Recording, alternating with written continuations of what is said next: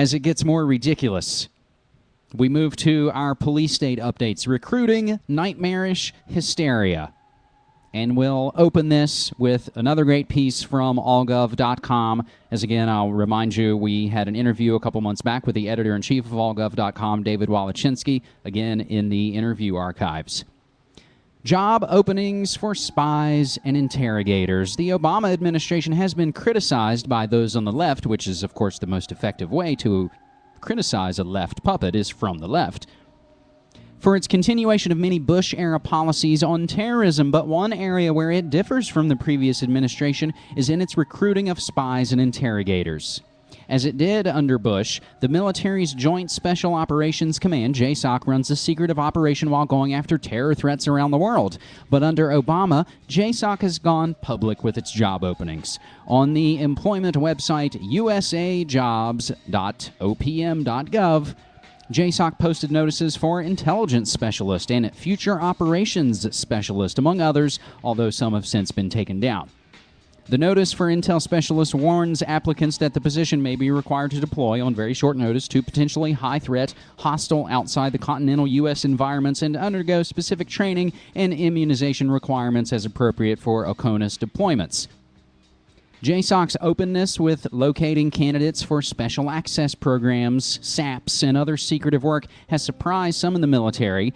Under the Bush administration, we certainly were not advertising in USA Jobs for these types of positions, one military source told Jeremy Scahill, who wrote the book on Blackwater.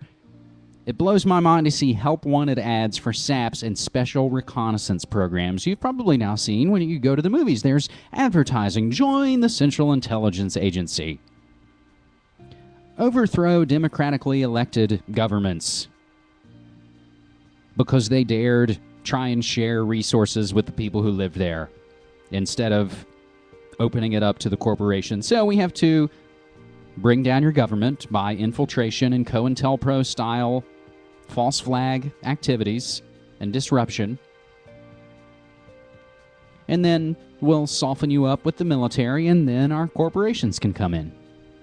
And that's how it rolls.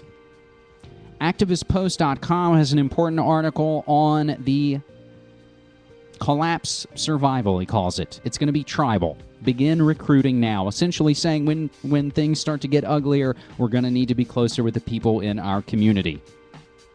And that's probably true for all of us, myself, everybody. Now, one of the stories we did cover on the latest NewWorldNextWeek.com, Predator drones patrol entire U.S.-Mexico border. 1,500 new agents, 1,200 National Guard, 3 drones. There were 2, there are now 3. It now covers the full border with U.S.-Mexico. Setting situations up, again, for some type of catalyzing catastrophic event. More than 3,000 Mexican federal police fired. Now, of course, we discussed the story last week of the 72 dead in the failed state of Mexico. The guy that was investigating that mess, yeah, he's dead. And again, we note the film Machete opens today as we're ratcheting up this border war, race war hysteria. And we're all going to be ripe for the picking because we're all falling for the propaganda and we're all going to want to tear each other apart. Unless we incite a revelation. We'll shift gears from the North American Union to let's get a hat trick of Minority Report-style invasive procedures being unveiled at all levels. It's going on with your kids. It's going on with your grandma. It's going on when you fly.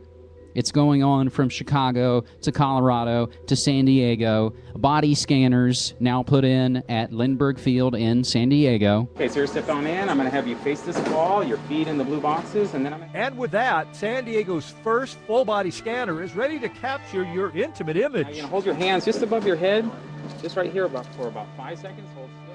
In a split second, the machine's X-ray beams look beyond your clothes and send the revealing electronic picture to a federal worker inside a secure solitary booth. Will take a few seconds for the image operator to review the image, ensure that there's no anomalies, and they will transmit that information to the officer. When the officer gets the okay, the picture is deleted. The passenger leaves and the next one assumes the position. Unlike metal detectors, these machines can find liquids, powders, and plastics hidden on the body. This is the new landscape of flying. Metal detectors replaced by X-ray eyes. I think we've gone a little bit absurd. I have nothing to hide from anyone, so it doesn't bother me at all. You can refuse the full body scan, but if you do, you face a pat down. In other airports with the device, less than 10% of the people make that decision. Also, if they opt not to go through that, they will go through the walk-through metal detector, as they do right now, but they will required to go through a pat-down. To add a level of privacy, the person in the booth never actually sees the passengers, and the officer at the X-ray machine never sees the image. You know, when you're over 50, you really don't care anymore. Another PR propaganda piece full of lies that we don't have time to go into. We've already exposed the lies of the body scanners, so at least the pat-down doesn't, disrupt your DNA. So if that doesn't do it for you, let's go to Colorado, where the cops are now using biometric iris scanning technology. This technology, you can never release the wrong person. The last thing they do on their way out the door is making sure that that iris matches that person.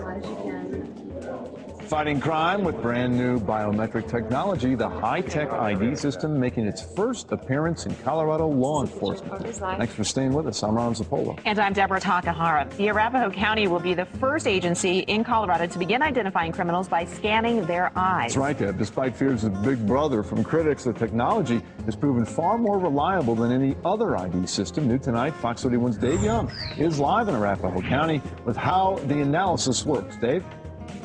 Yeah, Ron, pretty soon when you're booked into jail here, you'll be more than just photographed and fingerprinted. The office here was one of just a handful of more than 3,000 in the country to win part of this federal grant to roll out this new system that definitely puts the eye in ID.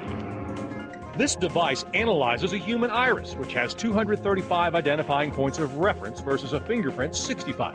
It provides a 12 times more accurate ID. Fingerprints change, but irises stay stable throughout your life, which is why it's a great biometric to identify somebody with. Lawton helped develop this new technology. A federal grant allows Arapahoe County to be first in the state to apply it to law enforcement. A deputy helps demonstrate how it works. He won't tell us who he is. The camera is taking a digital photograph of his eyes. Saturation, the focus, the quality.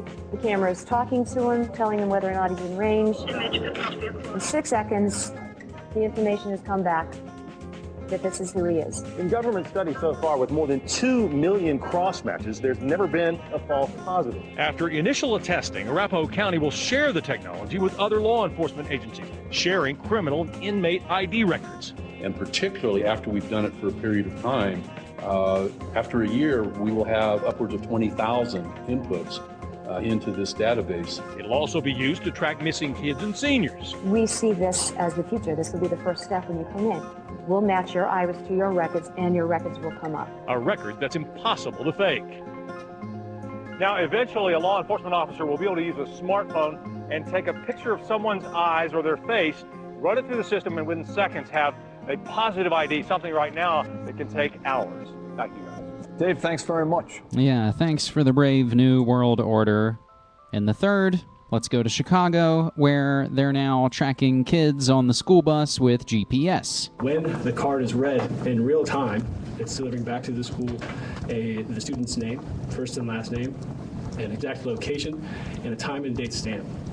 What that allows for is real-time visibility for the children. So it's really picking up in terms of the safety precautions and everything that we want to do in terms of tracking our children out there. There's about 26 districts out there that have taken on this type of technology, 2 in the state of Illinois, which we're very proud to say here, in our association with Palos Heights and also with Cook, Illinois. We've implemented here as well. And for about 3 years, we've been putting GPS technology on our buses to track the buses themselves, but now we're able to track the children, or the school district is able to track the children as they get on and off the school buses. So we're very happy to work with District 128 on doing this, and it's just another safety measure, and we couldn't be happier about it. The total cost for the installation of all the equipment on 10 of our buses was $16,000. It is a one-time cost for the reader systems and for the ZPass, and we are hoping to recoup probably 50% of that when we submit our claim to the state of Illinois for our transportation reimbursement.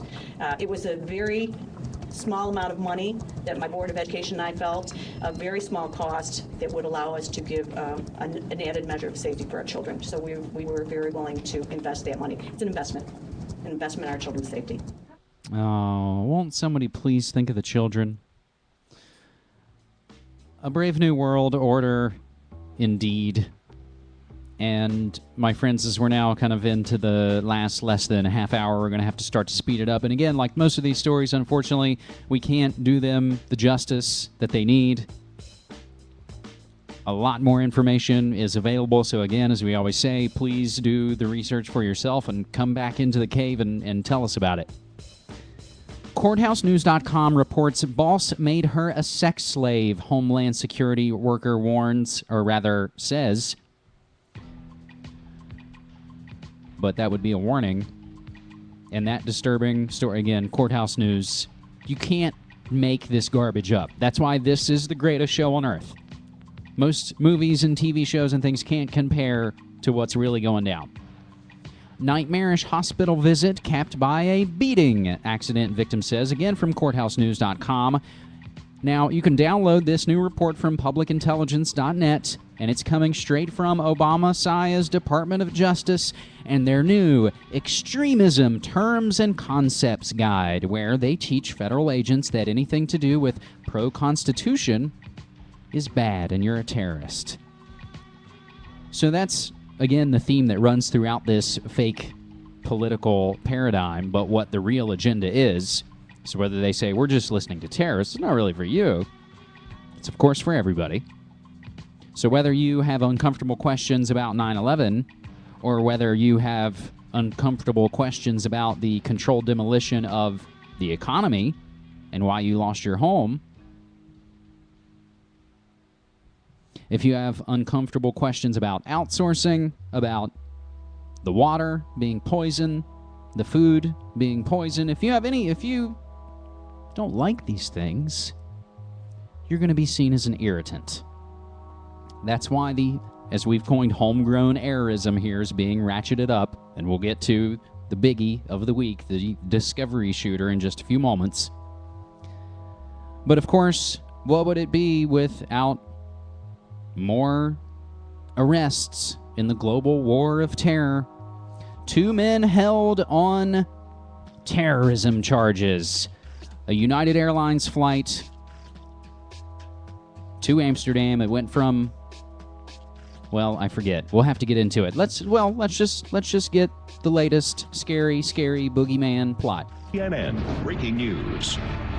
Well, we begin with a developing story, breaking news that we're just getting of the arrest of 2 individuals in Amsterdam shortly after they arrived on a flight from the United States. Brian Todd is working this story for us. Brian, what are we hearing? What are we learning? Wolf, an official at Schiphol Airport in Amsterdam confirms to us that 2 men were arrested there today after they received a request from the National Detective Department. They say an investigation is ongoing.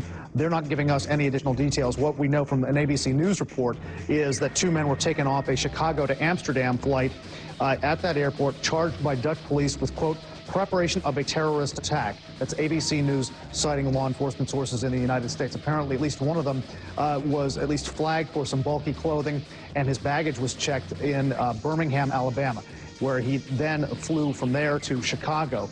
And they, I guess, took a further look at him. And apparently he checked luggage on a flight from Chicago to Washington Dulles with connections to Dubai and then Yemen. This is according to ABC News, but he didn't board that flight himself. Instead, he and another man boarded a flight from Chicago to Amsterdam. We're going to cut that clip short again as we're starting to run out of time. But the speculation is, was this a dry run? Was it not? And I'm sure as the days go by, we'll discover more and more questions, uncomfortable questions about this story. Just the latest terror bust, again, to ratchet up the fear in the phony global war of terror. And of course, it always sparks copycat effect. Miami airport scare caused by metal canister in luggage. More on that from CNN. Miami airport completely evacuated last night as the hysteria ratchets up. But I think to help illustrate what we're talking about here, and this is how we'll close out the police state updates with a story from the New York Daily News. FBI informant in Bronx synagogue bombing plot paid $97,000 by the feds, who then supplied those terror suspects with fake bombs. informants, provocateuring events.